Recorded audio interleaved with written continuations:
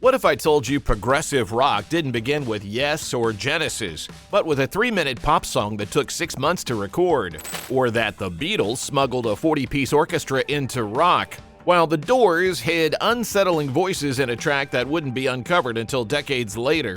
One band captured a 23-minute epic in a single take. Another pushed their sound so far, they broke the studio console. These weren't just songs, they were accidents, experiments, and controversies that rewrote rock's DNA. Stick around because these are 10 songs that gave birth to progressive rock. Imagine a single pop song rewriting the rules of recording in 1966. Let's talk about Good Vibrations by the Beach Boys. This track wasn't just a hit, it transformed the studio into a creative playground with Brian Wilson at the helm. He poured months into crafting something totally new, giving us a peek at a future where rock could be pure art.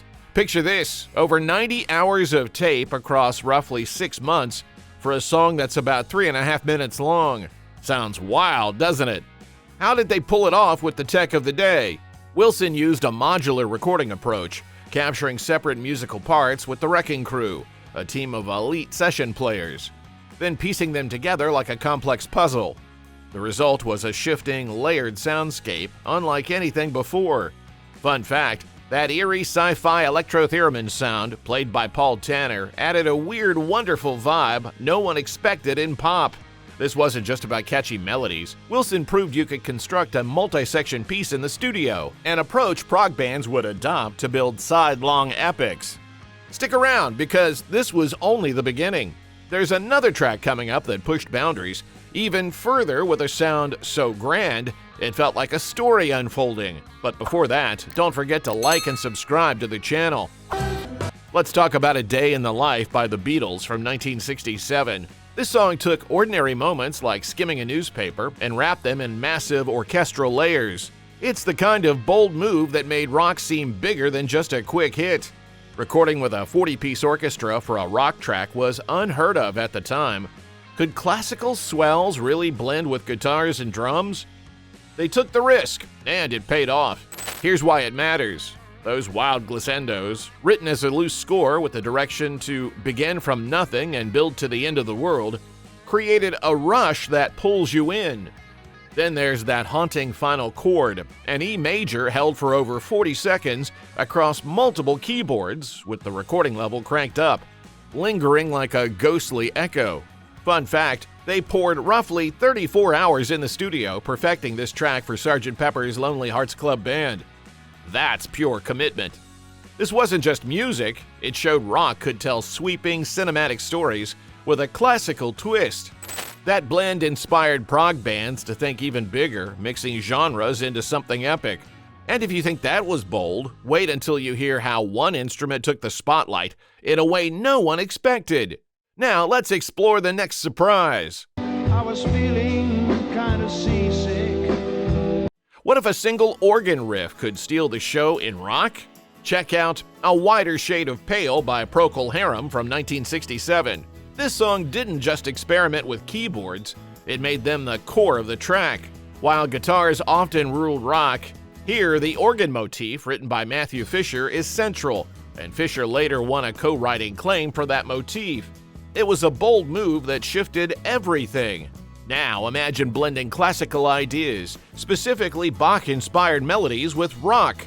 Would listeners embrace a sound so tied to old composers while still wanting to groove? It was a gamble that could have failed. Fisher's organ work crafted a haunting, ghostly mood that pulled you in. Paired with Gary Brooker's soulful voice, every note felt like a bridge between past and present. This track soared up the charts, selling over 10 million copies worldwide, showing complex music could go mainstream. It proved classical keyboard lines could carry a rock single. A model prog keyboardist would expand into the 1970s. This wasn't just a song. It showed instruments like the organ could shape a track's entire identity, not just play backup. That idea became a cornerstone for prog rock's sound, where keyboards rivaled guitars. Let's move on to hear how rock took an even darker, more dramatic turn with a story that unfolds like a twisted dream. My only friend, the end. Here's The End by The Doors from 1967. This track, running about 11 to 12 minutes, pulls you through heavy, unsettling themes wrapped in a psychedelic fog. It's not just something you listen to, it's an experience, like stumbling through an unfamiliar place. In an era of short rock hits, this kind of depth felt raw and uncharted. Now, think about the bet they made. Blending Jim Morrison's spoken word intensity with Eastern influences was a daring move. Could rock handle such poetic darkness without losing its punch? Many doubted fans would stay for the ride. Robbie Krieger used open tunings inspired by lessons from Ravi Shankar to create a sitar-like raga mood, setting an exotic, eerie vibe. Ray Manzarek's flowing keyboard lines drag you deeper into a trance. Together, they build a feeling that lingers. The Oedipal story in the lyrics, a theatrical recasting of Oedipus themes Morrison had previously worked on, stunned listeners. Bandmates said it ranged from dramatic theater to personal exploration, sparking endless debate.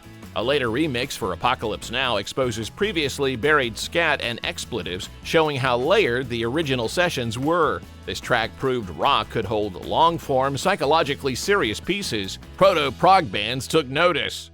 Up next, let's see how these bold ideas evolved into something even more sweeping and emotional. What if rock could sweep you away like a full orchestra? Let's listen to Nights in White Satin by the Moody Blues from 1967. This track wove rock with lush, orchestral textures, but here's the twist. They didn't rely on a huge live ensemble. While Days of Future Past credited the London Festival Orchestra, much of the song's symphonic body came from a machine. It wrapped a heartfelt love song in layers that strike deep. It proved a rock band could deliver true orchestral drama without hiring a full orchestra. Now, picture creating strings from a keyboard. They used the Mellotron, a device that played taped sounds, unproven in rock at the time. Would it feel real or just sound gimmicky? Here's why it's stunning. Mike Pender modified his Mellotron for continuous play, and engineer Derek Varnells added live reverb to blur the edges, crafting a grand cinematic sweep. A simple ballad became vast and unforgettable, with those flowing, dreamy tones. The album closes with the spoken Late Lament, written by drummer Graham Edge and recited by Pender, adding a quiet, mystical touch. It's like a whisper from beyond. This showed rock could carry profound emotion with a classical edge, paving the way for prog bands to chase symphonic dreams. Plus, the Mellotron would become a staple of prog keyboards. Stick around to hear how this creativity sparked a whole new kind of musical daring. Let's check out Dharma for One by Jethro Tull from 1968. This track grabs attention with its focus on pure skill. The studio version is instrumental. Later live versions added lyrics and expanded into long drum-centric jams. Coming from their debut album, it showed a band eager to test rock's limits with every note they played. Now, picture taking a huge risk with unusual sounds and extended play. Would fans accept 10-minute jams and extended solos? Jethro Tull proved they would. Clive Bunker's drum solos became a signature of their live shows, delivering raw, unpredictable energy that captivated crowds.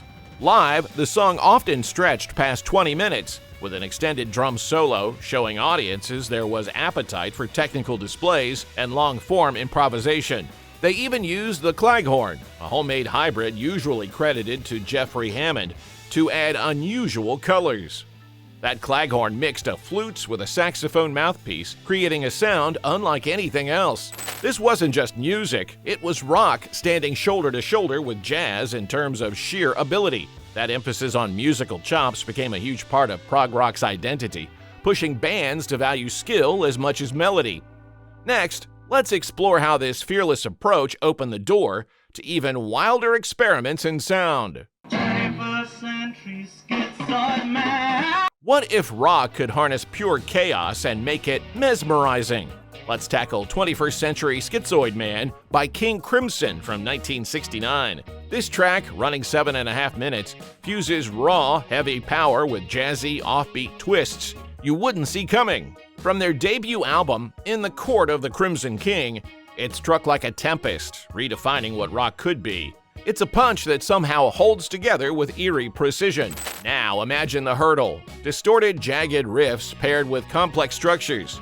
Back then, rock clung to basic rhythms. Could it handle this madness without crumbling? Listeners weren't sure at first. Here's why it's a milestone. Ian MacDonald's saxophone slashes through with a frantic edge, while Robert Fripp's guitar tears into dark, intense lines. It moves into a disorienting middle section in 6/4 time, alongside distorted vocals from overloading the mixing console, creating controlled chaos. Together, they forge an urgent, brooding atmosphere. Fun fact, that creepy intro? MacDonald made it by pressing his forearm onto a bellows-driven organ's keys. And Greg Lake's gritty vocals? They deliberately overworked the studio console for that raw, shattered sound. This wasn't random noise, it was a daring blueprint for rock's future. It's widely cited as a seed for both progressive metal and jazz-influenced rock. Later bands pointed to this track as a template for heavy, complex music. Stay tuned. Now, from jagged razor edges, we move to something almost orchestral in scale. Let's look at Atom Heart Mother by Pink Floyd from 1970. This wasn't just a song, it was a full album side, a 23-minute suite merging the band's raw edge with intricate orchestral parts. Imagine guitars and drums colliding with brass and strings, filling every inch of the record with a sprawling soundscape. For listeners back then, it was like entering an entirely new musical realm. Now, consider the challenges they tackled. Recording on EMI's new 8-track tape setup, 1-inch tape and a transistorized console meant almost no room for error. Splicing wasn't possible like today, so Roger Waters and Nick Mason had to nail the 23-minute backing in one grueling take. Could they pull off something this massive without a slip? Here's why it's incredible. Ron Geeson later wrote the orchestral parts and admitted the sessions were chaotic. Some players were awkward, and the process was fraught. Yet his arrangements transformed rock into a vast, endless experience. Some band members later disowned the piece, yet its influence on Prog's appetite for big suites was undeniable. Atom Heart Mother proved a rock band could create a 23-minute suite that integrated orchestra and choir, opening the door for sidelong experiments. Let's move on for another layer of creativity waiting just ahead to pull you in even deeper. Let's uncover The Musical Box by Genesis from 1971. This track, clocking in at about 10.5 minutes, draws you into a chilling Victorian story, with every note sketching a twisted, ghostly scene. From their album Nursery Crime, it tells of a girl and a spirit bound to a music box, the music shifting to mirror the eerie narrative as if you're watching it play out. Now picture the task they faced. Musically, the band alternates fragile acoustics with thunderous electric surges, and Peter Gabriel's costumes turned each performance into a small play. He'd don a fox's head or an old man mask to embody the tale live, risking confusion for the sake of immersion. Here's why it stands out. Those visuals paired with the music made it more than a song. It was an experience that gripped you with every turn. Fun fact, Steve Hackett introduced early taping and harmony guitar work here. Brian May later cited this as influential. That sharp cutting sound felt fresh and daring. This wasn't just audio. It pulled you into a dramatic world of chills. That willingness to turn songs into staged stories set the template for Prog's theater-heavy live shows. Up next, we've got a gem to explore that ties all these bold ideas together. What if I told you one song could capture the ultimate spirit of early prog? Let's look at Close to the Edge by Yes from 1972. This 18-minute masterpiece weaves spiritual and nature themes through 4 distinct movements. Imagine a track structured like a classical piece, guiding you from quiet reflection to towering, soaring highs. From the album of the same name, it unfolds like a complete story told purely through sound. Now, picture this risk. Blending ambient bird chirps and flowing water sounds with chaotic Moog solos was bold. Would those serene, pastoral openings mesh with sharp, jazz fusion-inspired overtures from Rick Wakeman's Mellotron and Moog? It felt uncertain. Here's why it's monumental. John Anderson's vision of inner discovery shines through lyrics about deeper meaning. Paired with Wakeman's otherworldly synths, it lifts you out of reality into something transcendent. The album, Close to the Edge, reached number 4 in the UK, number 3 in the US, and sold over 1 million copies in the US. Proof that lengthy, complex records could find a mass audience. The sessions were strenuous, so much so that drummer Bill Bruford left after the album was finished. This wasn't just a track, it was the blueprint for Prog's ambition. Close to the Edge perfected the sidelong epic and set the bar for technical virtuosity, arrangement, and spiritual themes in Prog. For many fans, this is where Prog felt like a complete world. These 10 songs didn't just shine, they crafted progressive rock piece by piece. Each brought something fresh to the table, forging a genre that shattered every limit. So, what's your favorite from the list? Which of these songs did you first hear on radio or at a live show? Share a memory in the comments below, and don't forget to like and subscribe to hear more music history like this.